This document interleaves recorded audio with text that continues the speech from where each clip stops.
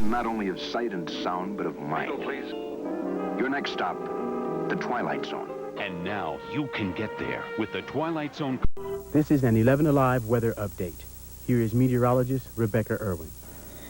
We have just received word that there is a tornado on the ground near LaGrange. The tornado is moving toward Hogansville and will then move into Coweta County. We'll take a quick look at Doppler radar right now because Doppler radar does indicate some very severe storms right now in Coweta and Troup County. This tornado warning is in effect until 10:30 tonight for people in Coweta and people in Troup County. Once again, a tornado was indicated by radar near LaGrange. The tornado is moving toward Hogansville and will then move into Coweta County. It is moving toward the northeast at 40 miles per hour. If you are in the path of this tornado, the safest place to be is a basement. If you don't have a basement, get to the lowest floor in your house possible. Get under a workbench or a piece of sturdy furniture to protect your head. If there's no basement around, seek shelter in an interior room. Stay away from your windows. Stay away from your doors. Keep the windows closed. Once again, a tornado indicated by radar near LaGrange. It is moving toward Hogansville and will then move into Coweta County. There's a tornado warning in effect for Coweta and Troup counties until 10:30 tonight. We'll be back with updates.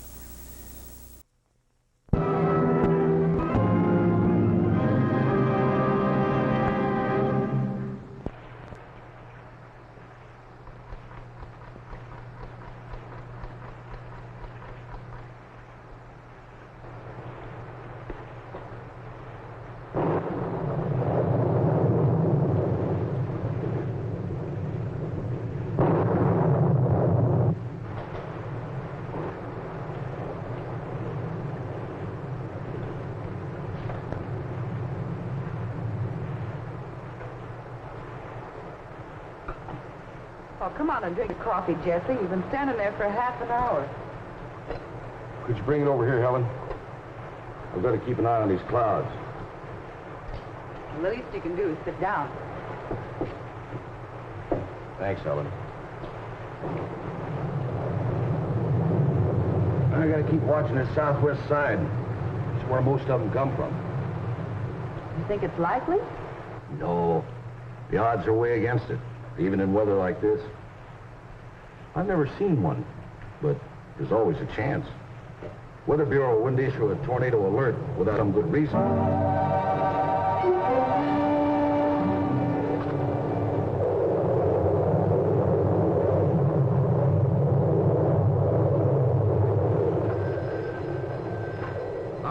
Operator, this is an emergency call. I want the Elmville Weather Bureau, Main 2100.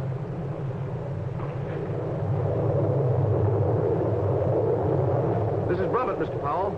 Tornado about a mile east of the Winton pumping station. Moving fast your way, northeast. Yes, the bottom is touching the ground.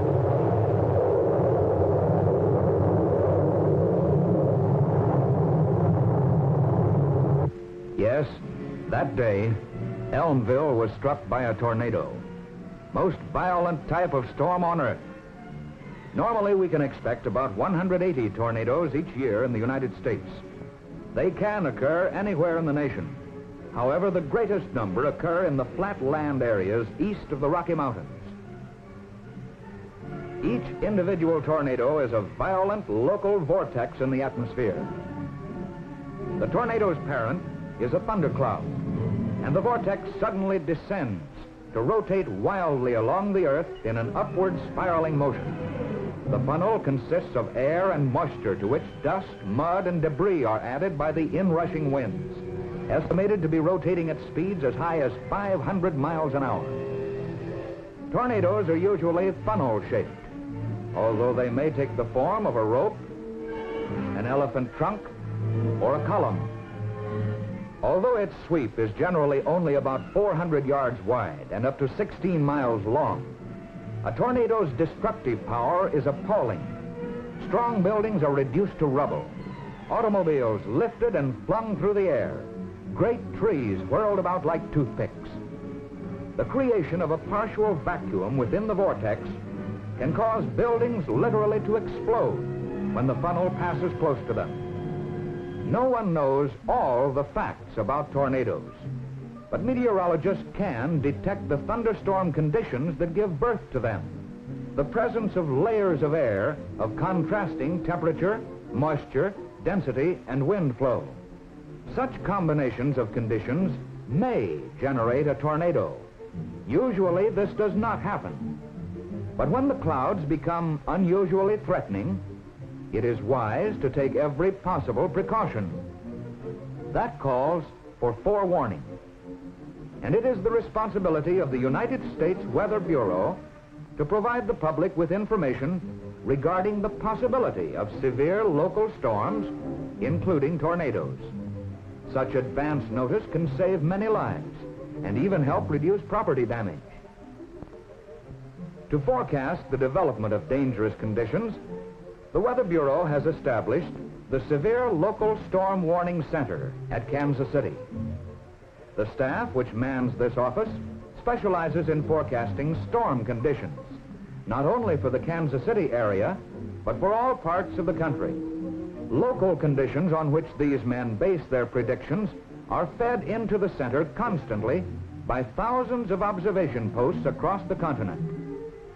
From local Weather Bureau offices come reports of surface weather conditions. Upper air conditions, which may be very different from those on the ground, are checked by weather balloons. Radar stations scan cloud formations at varying altitudes to detect dense moisture patterns, the beginning of bad weather as a rule.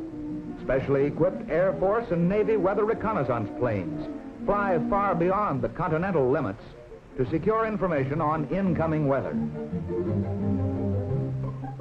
All of these observations are funneled into the Kansas City Center, along with nationwide weather charts prepared at the Bureau's Analysis Center in Washington and transmitted by facsimile. Piecing together all this information, the staff prepares a detailed analysis of areas in which violent squall lines, hailstorms, and other dangerous weather conditions are likely to occur, where a tornado may develop. But to see it, if it actually does develop, the Weather Bureau needs the help of the other vital link in the network, the Volunteer Observer Group. In Elmville, for example, the head of the local Weather Bureau had organized an observer network 2 years before the tornado struck. The first purpose of the Observer Corps was to spot actual tornado clouds and advise the Weather Bureau of their location and movement. Another aim was to inform the public about safe behavior during storms, about avoiding false rumors and panic. In the Elmville network, trained observers were stationed about 2 miles apart, with the heaviest concentration southwest of the city. All were pledged to watch any questionable weather, to report promptly to the Weather Bureau any dangerous-looking storms. One of them was Jesse Brummett, whose farm was located southwest of Elmville. One warm, muggy day in May, the forecasters in the Kansas City Center became concerned about conditions in an area to the southwest. These men have a heavy responsibility. They cannot needlessly alarm the public. But when loss of life may be possible, their duty is clear. In this case, they felt that severe storm activity might be expected to the southwest, in an area 160 miles long and 80 miles wide. The Weather Bureau office responsible for distributing warnings in that area was Elmville. The district forecaster in Kansas City immediately called the Elmville Weather Bureau. I think there will probably be several of them in your area before the afternoon. From 50 west of Lawton, northeastward. Looks like it'll be right in here. That's a pretty hot area. That's pretty warm. Let me get that out on the press radio right away. A severe weather forecast was issued for the Elmville area. All public outlets were advised. Police, radio and television stations, and news networks, and the Elmville Observer Network was alerted. This was not a tornado warning. Its purpose was merely to alert the public to the possibility of a tornado occurring somewhere in the Elmville area. We interrupt this news newscast to bring you this severe weather forecast issued by the United States Weather Bureau at Elmville. There are indications that locally severe thunderstorms will southward back to the west border of Wallaby. Within this area and perhaps The public in touch reacted areas, calmly. scattered thunderstorms They had learned from the network's information program that this alert meant only that storm conditions existed, that no tornado had yet developed. They knew that experienced observers were at their stations watching, that if and when a tornado developed, they would be warned. So they went about their business as usual, except that practically every radio and TV set in the area was turned on. Mid-afternoon, towering thunderheads had appeared with a sickly greenish-black color. On Jesse Brummett's farm, a heavy rain was falling, and he came indoors to watch from his kitchen. Then, at 3:26,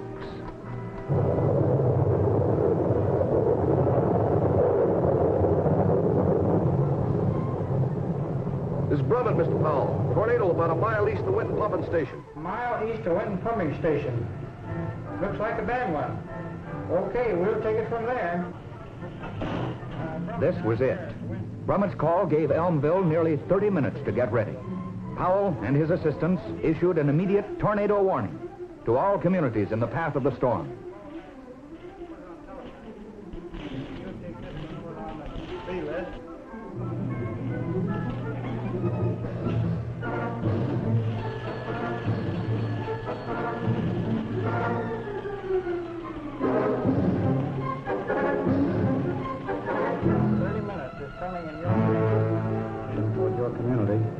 Would you spread the warning, please? The exact location of the tornado was flashed to the nearest radar station, which began to track it. What they saw were echoes from a number of storms over a radius of many miles. But most important, the peculiar S-shaped echo of the tornado cloud Brummett had spotted.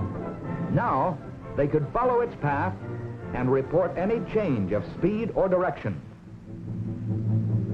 Meanwhile, warned by television, radio, and telephone, the public followed tornado safety rules. Those with storm cellars had the best protection. People in open country sought ditches or ravines. Lying flat in a depression will guard against one of the greatest hazards, flying debris as deadly as shrapnel. In homes, doors and windows on the north and east sides were opened to help reduce damage to the buildings.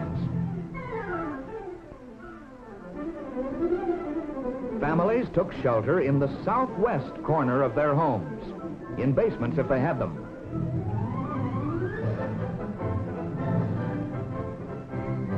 In apartments, office buildings, and factories, people moved to prearranged positions against inside walls on the lower floors. And in schools, because of practice drills, the pupils went to their assigned places on the lower floors, away from windows and large roof areas. Within minutes, the people of Elmville had taken shelter.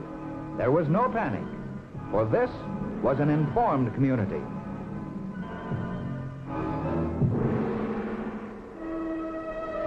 Five minutes later, the tornado roared into the city.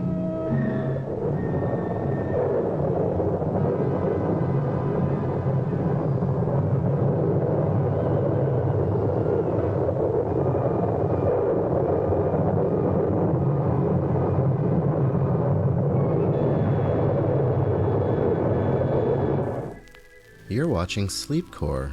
Pleasant dreams.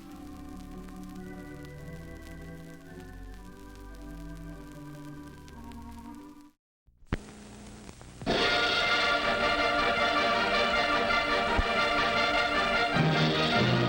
news magazine of the screen.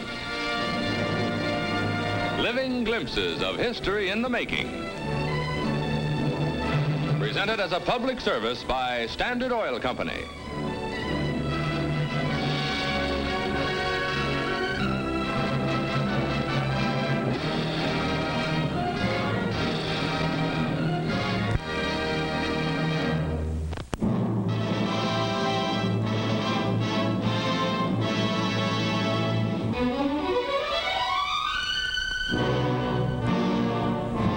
of wind and water, yet more powerful than any hydrogen bomb, hurricanes strike simultaneously on both sides of the globe.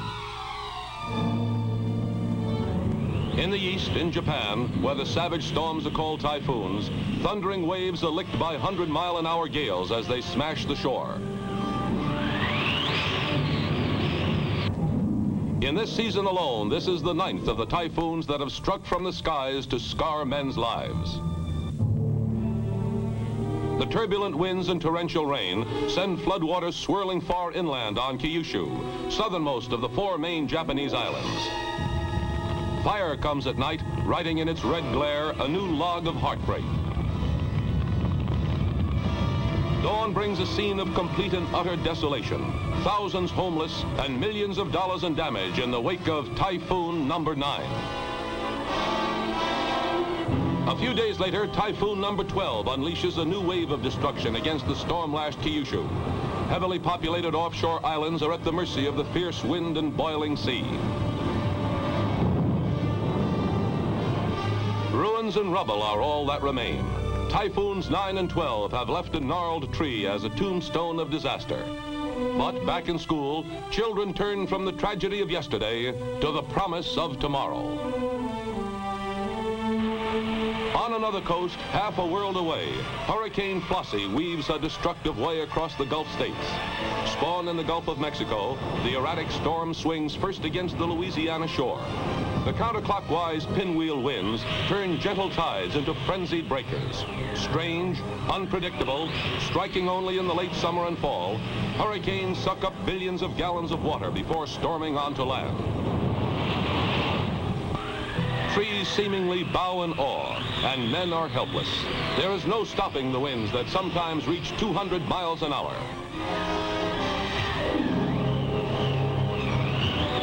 A wall of water rolls across the countryside, swollen by the deluge poured down by Hurricane Flossy. Small streams become raging torrents, rumbling over rich farmlands.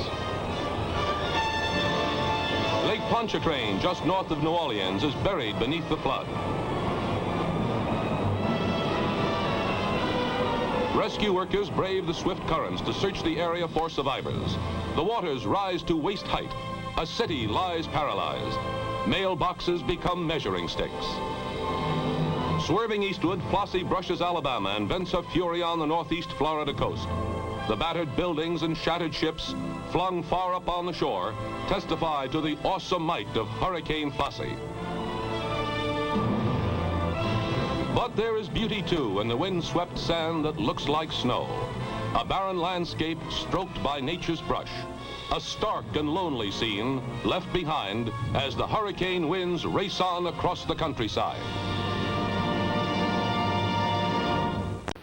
This is the Morgan family coming home from the lake. Ed and Marilyn have been married 12 years. That's Kelly Sue and Casey in the back seat. They've driven this road a dozen times before, and nothing ever happened. But today is different. Today, Ed will become a killer. And here's his weapon.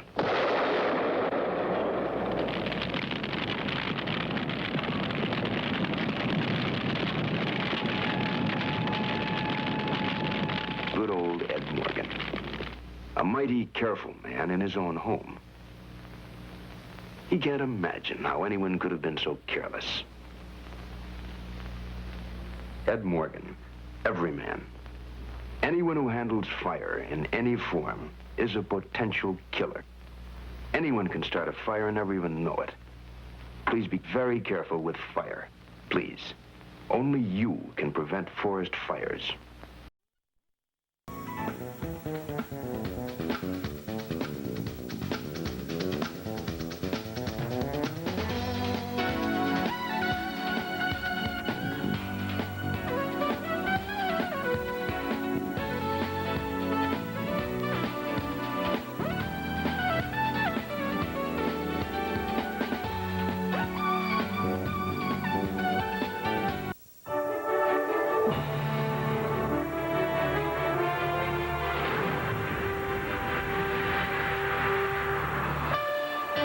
Weather Channel. No place on Earth has better weather.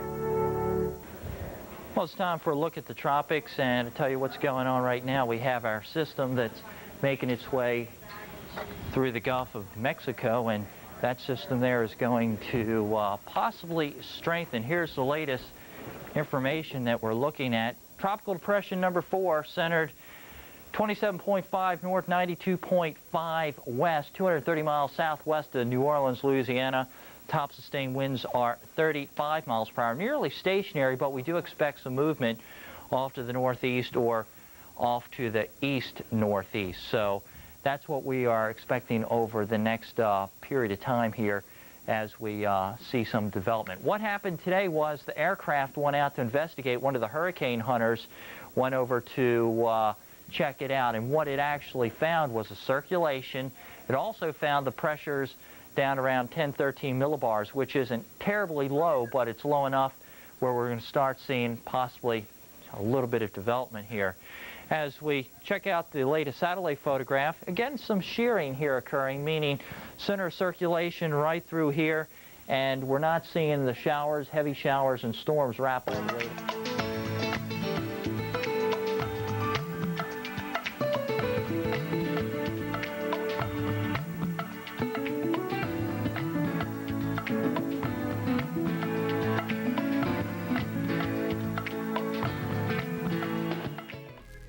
You're watching Sleepcore, media for insomnia.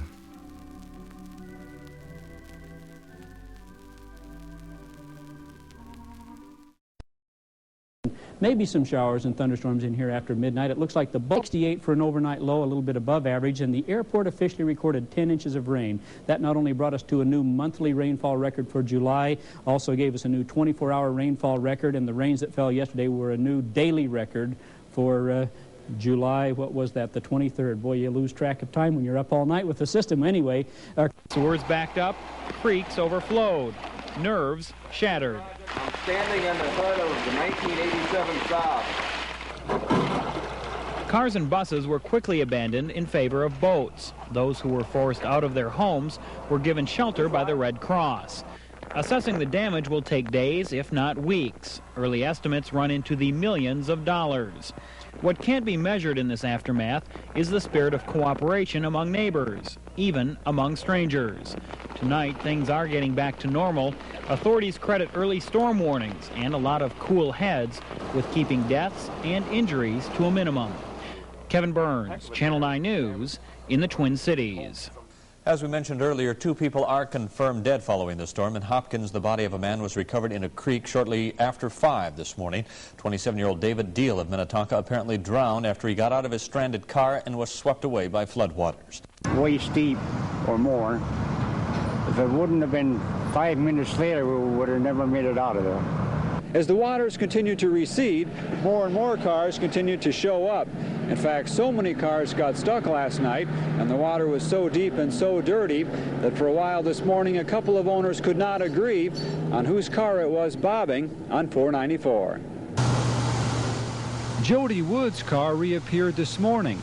Last night, with rain falling and water rising, she was among dozens of drivers with nowhere to go. It was a mess. There was cars under the bridge stuck. There was cars making U-turns to go back up. There was a semi stuck at the top of the off-ramp. It was a mess.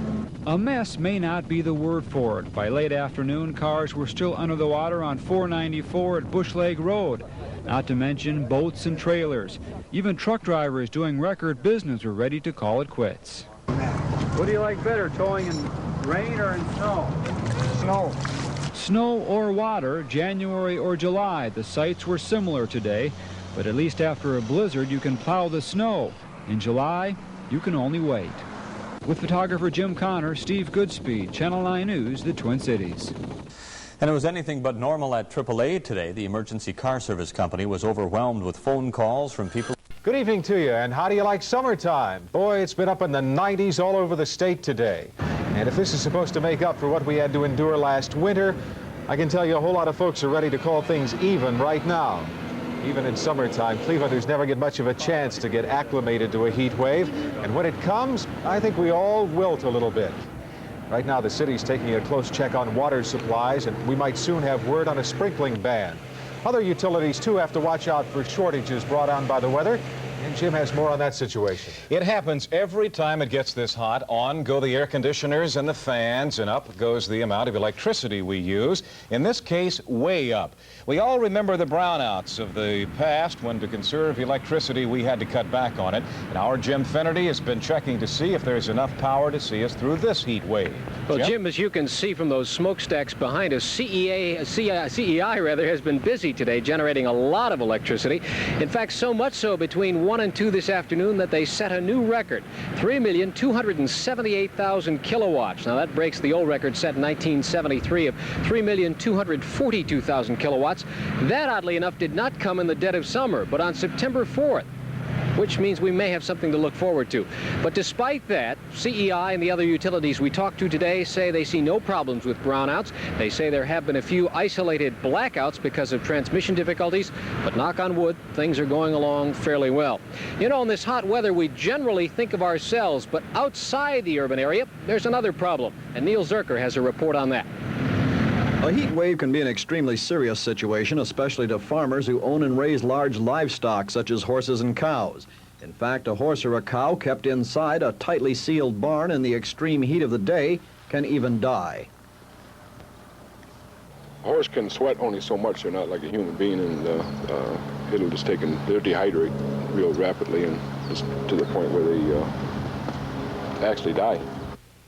Bill Fees says that the best thing a farmer can do is to turn the livestock out into a fenced-in pasture with plenty of shade and keep drinking troughs filled with plenty of water.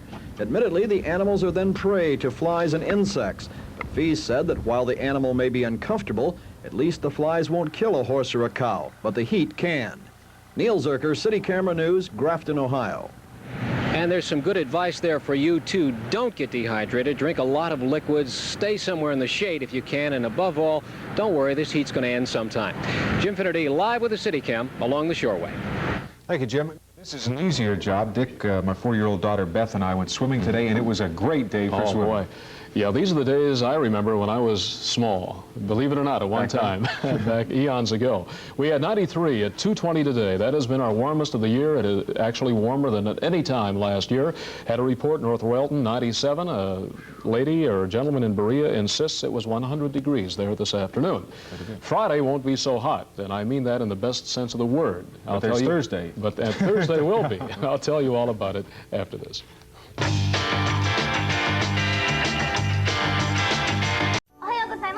通信の松岡由紀です。今日は裏技の日ですよね。すっごくお得な裏技ご紹介します。お楽しみに。今強い地震が起こりました。カメラマンが皆さん。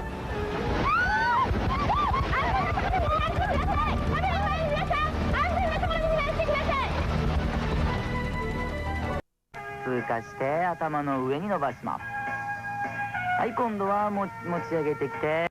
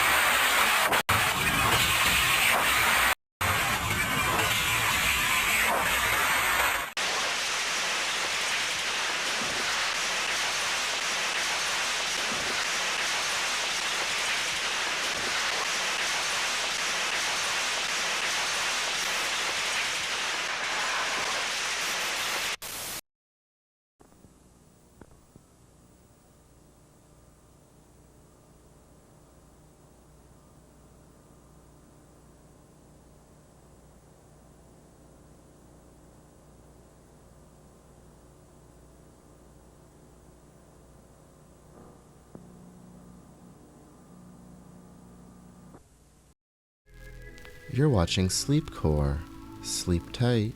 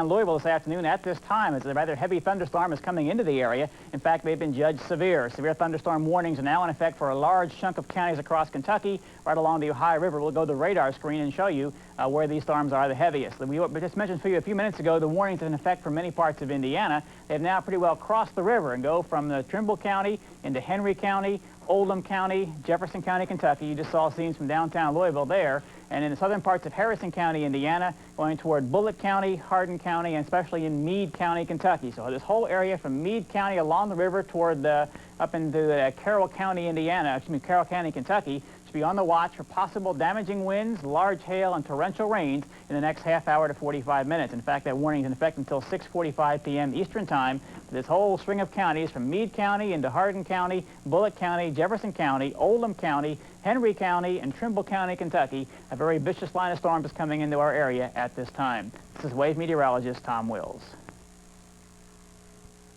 Miles back and forth and then begin to maybe lift a little bit further northward heading on through tonight. So Oswego County and on into northern sections of Oneida County, especially around the Rome-Utica area, could be hard hit, and some of those persistent squalls still may produce over 6 inches of snowfall. Also, all the advisories and warnings have been dropped for Cattaraugus and Chautauqua County. So we're really kind of concentrating with what's moving in off of Lake Ontario, and you want to watch out around the Pulaski and Oswego areas overnight.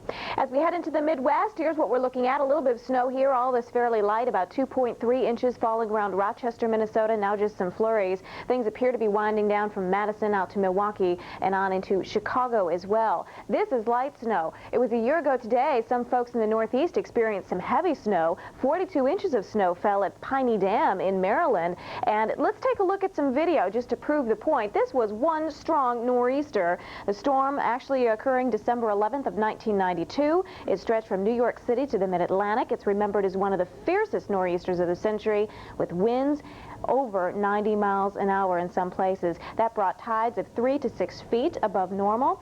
That, of course, caused major coastal flooding and snowfall up to 40 inches in some of the inland cities. Well, a storm system blasted in off the Pacific Ocean and into the West Coast today. The heavy rains in San Francisco created this dramatic scene. A huge sinkhole engulfed a home in the Sea Cliff Enclave. At least 9 homes were evacuated after heavy rains caused a storm sewer to burst and gouging out this enormous sinkhole. Power was knocked out to 200 homes when a power pole slipped into the same hole. It seemed to be kind of gobbling up everything around there as long as it continued to rain. Meanwhile, the rain continues to fall in the lower elevations. The Sierra Nevada mountains are getting their first real snow accumulations of the season, generally up over 7,500 feet, though. You have to head really high up there, like here at the Donner Summit, where you might have put on your chains. They may be required over the next couple of days. Again, more snow in the forecast. The same storm caused serious problems in western Washington, but probably things are even going to get worse. Flooding and high winds left about 20,000 people without power last night. The next storm promises to be even stronger. Hurricane-force winds will probably pound the coast, and heavy rains will cause more flooding, we think, in the same area. It could be the worst storm the Pacific Northwest has seen since back in 1979. Here's some of the rainfall tallies